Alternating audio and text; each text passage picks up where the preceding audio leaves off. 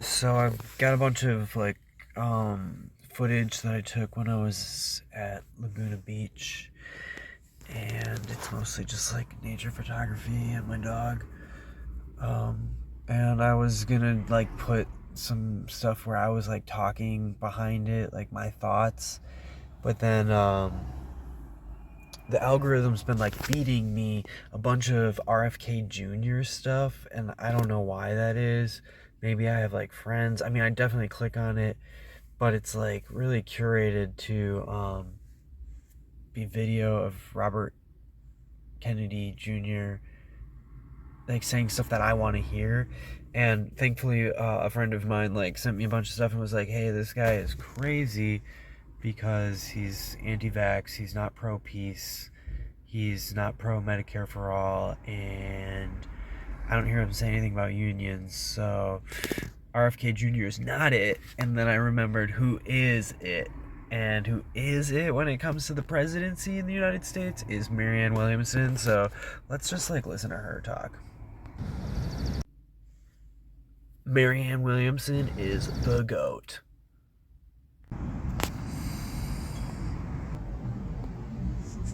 Thank you so much, Hillside. Thank you so much, sir. Thank you to all of you. What an honor it is to be here today. And also during Women's History Month, as we ourselves make history in our time. It's been said here several times, we're home today. And we are home not because of a physical location. We are home because of a place in our hearts to which we are called. That is the ultimate home. I remembered about 2 or 3 days before my sister died, they had brought her home from the hospital. She was standing in her bedroom and she was looking down in the backyard. My brother and I were with her, and my father walked into the room. And my sister looked at my father and said, "Daddy, I want to go home." And my brother said, "Little sister, you're home. We brought you home. You're home." And she looked at him in the most scathing way, like, you know, this isn't home. She had reached that point. And when she did, it was like my brother, we all knew exactly what she meant. She wanted to go home. But of course, our task and our yearning is to make this place, this space, this material plane, our home as well. Earlier, we sang the Lord's Prayer. Our Father who art in heaven, and heaven, in the Course in Miracles, it says heaven is not a condition or a place. It is an awareness of our oneness. So when we are in this place, hallowed be thy name, thy kingdom come, thy will be done on earth as it is in heaven. So this idea of thy kingdom, the kingdom of heaven, means that kingdom of awareness that we're all one. Thy kingdom come here. Let that be here on earth as it is in heaven. You know, in the Course in Miracles, it says about Jesus, it says he lived on the earth, but thought only the thoughts of heaven. And as we live on the earth, which teaches us separation and fear, let us stand in this space thinking only love and oneness. And as we do, thy kingdom come on earth as it is in heaven. That is why in the Christian tradition, it says about Jesus himself, he says, I stand in the breach. That breach, that disconnection between the fear that dominates the world and the love that is in our hearts. We need to make that. And in the Jewish religion, Tikkun Olam, we are here to repair the world. And the Course in Miracles also says, heaven and earth shall be as one. What that means is that there will come a day when they will not exist as two separate states. That's our purpose here, to bring heaven to earth by standing in any moment in that place where we visit when we come on Sunday, religious worship, whether it's at a mosque, whether it's a synagogue, whether it's at a temple, whether it is at a church. We visit that space and it becomes like a battery charge. And we all know that from our experience, that what we go through here, we touch those moments. And then it's not just what you go through on Sunday. It's not just what you go through on Sabbath worship is. It's what happens in the days after. And then you come back the next week to be replenished. That you train your mind because you visited that place. You visited that place. And in that place and from that place, all possibilities then emerge. There's also an old rabbinical saying, you are not expected to complete the task, but neither are you permitted to abandon it. That's our task. Now, when we visit that space of love, there's also the idea in the Course in Miracles that miracles occur naturally as expressions of love. And that in the space of the miraculous, all things are possible. So just to take that in the space of the miraculous, in the space of love.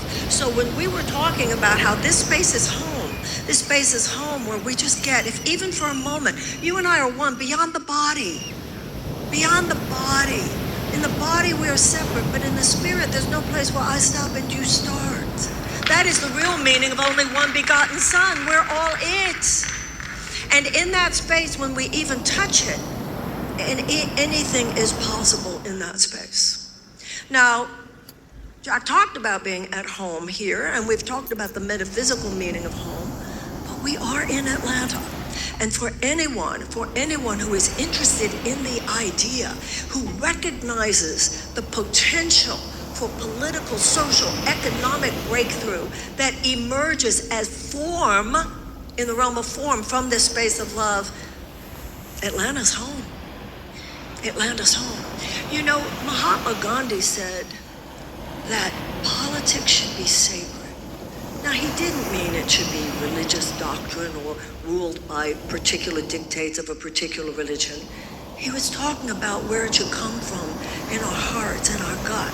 That when we talk about politics, we should be reverent. When we talk about politics, we should be as dominated by that which is sacred as in any other conversation. But today, politics in our world, politics which should be a very sacred space where we collectively come together, the art of making the world more beautiful, has been so infused with fear and separation and hatred that it has become a corrupted vessel. So when Gandhi said politics should be sacred, when Gandhi said there is a place within every man, woman, and child, there is a light. And he said, from that light comes all power. And he said, that light heals not only our own lives, that light heals not only our personal relationships, but all political, social, and economic relationships as well. Now, the politics of the world would say, oh no, politics is transactional. It's just treat the symptom. We're separate. There's this group over here and that group over there, and we all have to fight because our group matters. There is no miracle coming from that place. There is no miraculous breakthrough coming from that place. The two greatest political miracles of the 20th century, from Mahatma Gandhi and from Martin Luther King, were both accomplished through the spiritual principle of nonviolence infused into political activism. We all know Martin Luther King had told us he knew, and yet in those few hours at the Lorraine Motel, when he sat on the end of the bed, he was going over things. He didn't know exactly what, he didn't know exactly when, but he had told us he knew.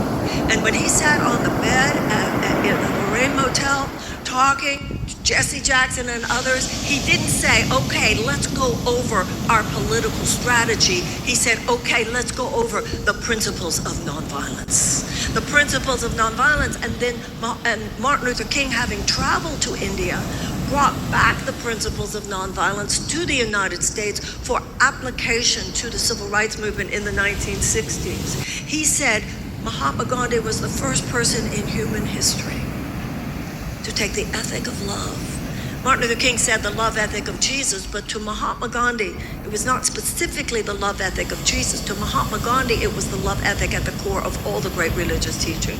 But King said he was the first person to take that love ethic and extend it beyond mere personal interaction to become a broad-scale social force for good. And that's our job too. It's our turn now. You know, it's so interesting because when you think of politics the way the world sees it, the last thing you think of is the spirits. But when you look at all the great social justice movements in the United States history, they came from the deep core of religious and spiritual fervor. Obviously among Black people in America in terms of abolition, but even in terms of the white people in terms of abolition, much emerged from the early evangelical churches in New Hampshire. And the women's suffragist movement was led in many cases by religious Quakers. And of course, Dr. King was a Baptist preacher. His political activism grew out of his ministry at Ebenezer Baptist Church. I've read every biography there is of him that I've gotten my hands on, and they all talk about the third Sunday in January of 1960.